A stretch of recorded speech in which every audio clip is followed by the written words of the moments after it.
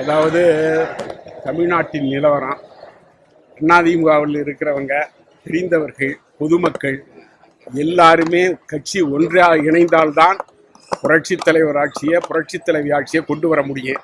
இல்லைன்னா முடியாது என்பதை உணர்ந்திருக்கிறார்கள், வெளிப்படையாக பேசுகிறார்கள்.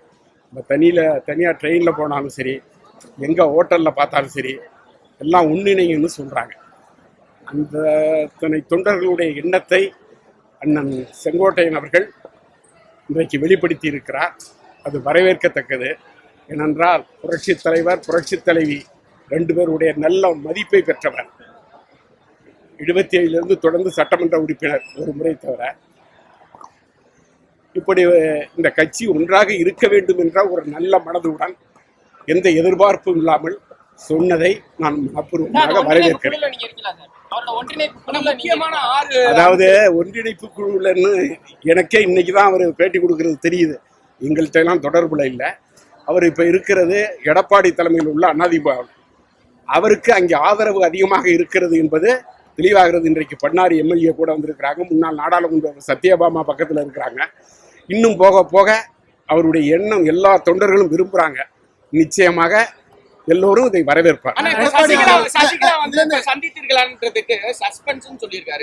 அது அவரை தான் கேட்கணும்.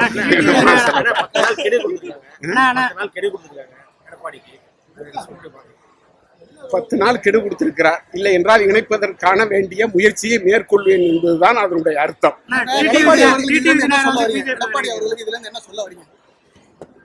10 நாள் கெடு கொடுத்திருக்காரு. முடிந்தவுடன் என் கருத்தை சொல்றேன். என்ன சொல்லிருக்காங்க? இப்ப அவர் சொன்னது சரிதான் அப்படின்ற மாதிரி சொல்லியிருக்காங்க. பல கட்சிகள் சார்பும் சொல்றாங்க சரிதான், அதிமுக ஒன்றிணைன்னு.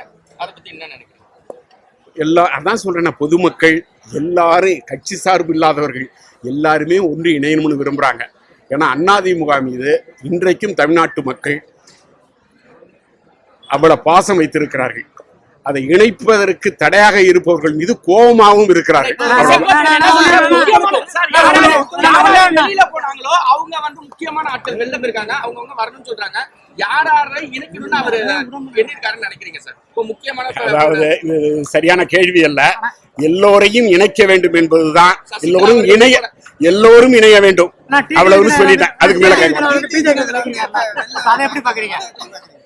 அதாவது அண்ணன் OPS சொல்லியிருக்கிறாரு, மக்கள் செல்வர் டிடிவியும் சொல்லியிருக்கிறாரு. அது இன்றைய சூழ்நிலைக்கு கட்சி ஒன்று இணைய வேண்டும்ங்கிறதுல எல்லாரும் ஒத்த கருத்துல இருப்பாங்கிறது என்னுடைய எண்ணம்.